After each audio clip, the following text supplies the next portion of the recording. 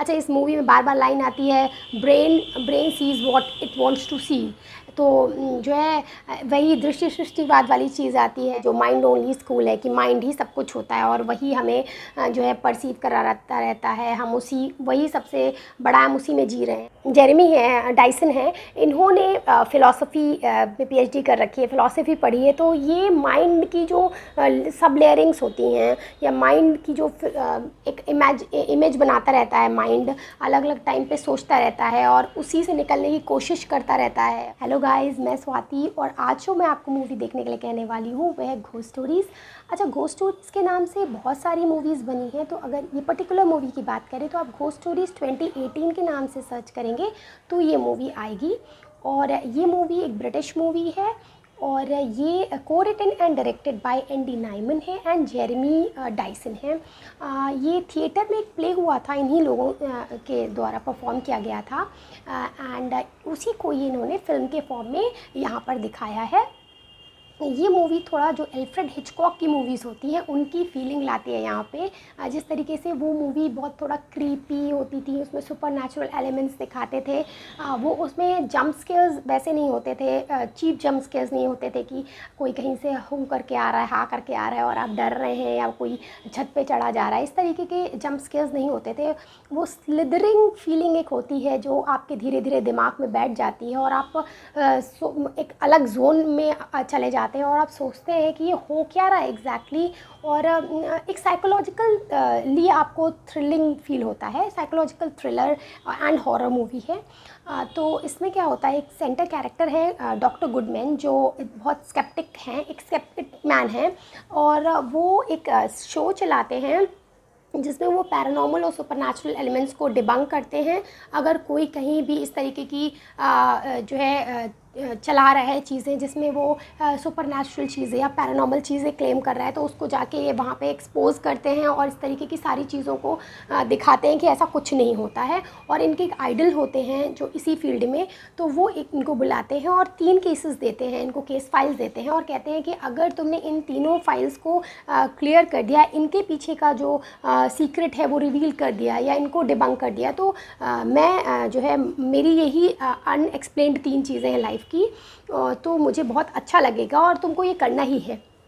सो ये इन 3 केसेस में लग जाते हैं और फिर कहानी आगे बढ़ती है। ये 3 केसेस इतने ज़्यादा इंटरेस्टिंग हैं और ये तीनों केसेस एंथोलॉजी की तरह चलते हैं, बट जो है हर एक केस बहुत इंटरेस्टिंग है, देखने में इतना ज़्यादा अच्छा लगता है। अच्छा, ये तीनों केसेस में अगर आप जगह जगह पर देखें तो एक दूसरे से कनेक्शन भी दिखाई देता है, कहीं पे कुछ फ़ोटोज़ में, कहीं कुछ सिंबल्स ऐसे मिलते हैं कि ये ऐसा लगता है कि तीनों चीज़ें एक दूसरे से कनेक्टेड हैं। पहले केस में एक असाइलम में जो है नाइट ड्यूटी पे गार्ड हैं, उनके बारे में होता है किस तरीके से उनकी जो बच्ची है वो किसी बीमारी से पीड़ित है और वो उसको नहीं देखने जा रहे हैं और फिर उनके साथ कुछ ऐसी नाइट में चीज़ें होती हैं कि फाइनली जो है वो अपने बच्ची से मिलने जाते हैं जो कोमा में होती है।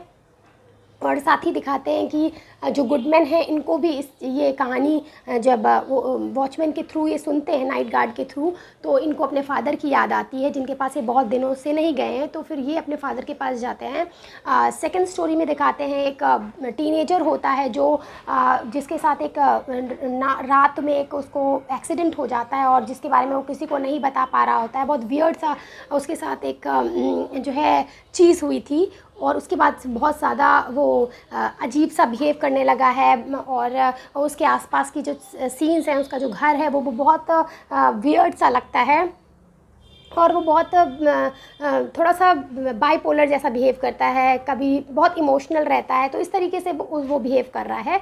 तो ये उसकी सेकंड स्टोरी है। अच्छा, उसमें भी जो है ये अपने आप को देखते हैं गुडमैन कि जो वहाँ पर भी ये अपने आप को ऐसे देखते हैं कि एक इमेज इनको दिखती है अपनी जिसमें ये सांस नहीं ले पा रहे हैं, बहुत ही सफोकेटेड फील कर रहे हैं। तो वहाँ पर भी कुछ ऐसा लगता है कि कुछ पैरेलल एक और चीज़ हो रही है, हम देखने ऑडियंस को लगता है कि क्या इनके पर भी इफ़ेक्ट हो रहा है, क्या ये कहानियाँ जो दिखा रहे हैं जो अनसॉल्व मिस्ट्रीज़ टाइप की है ये रियल हैं और क्या इनके ऊपर भी इफ़ेक्ट हो रहा है। थर्ड कहानी में दिखाते हैं जो ये एक प्रेग्नेंट लेडी है जो बहुत दिनों बाद प्रेग्नेंट हुई है और उसका हस्बैंड जो है घर पे वेट कर रहा है, वो डिलीवरी के लिए हॉस्पिटल गई है और उसके साथ कुछ अजीब अजीब चीज़ें हो रही होती हैं। अच्छा, ये तीनों मूवीज़ में कुछ ऐसे, जैसे मैंने आपको बताया कि कुछ ऐसे सिंबल, सिम्टम्स या फिर इंसिडेंट्स दिखाते हैं, लोग दिखाते हैं जो एक दूसरे से कनेक्टेड होते हैं। ये मूवी एकदम थ्रिल लाती है। जब ये एंथोलॉजी सारी देख रहे होते हैं, एक गूज़बम्स की फीलिंग आती है कुछ कुछ तो जो इंसिडेंट हो रहे होते हैं उनमें।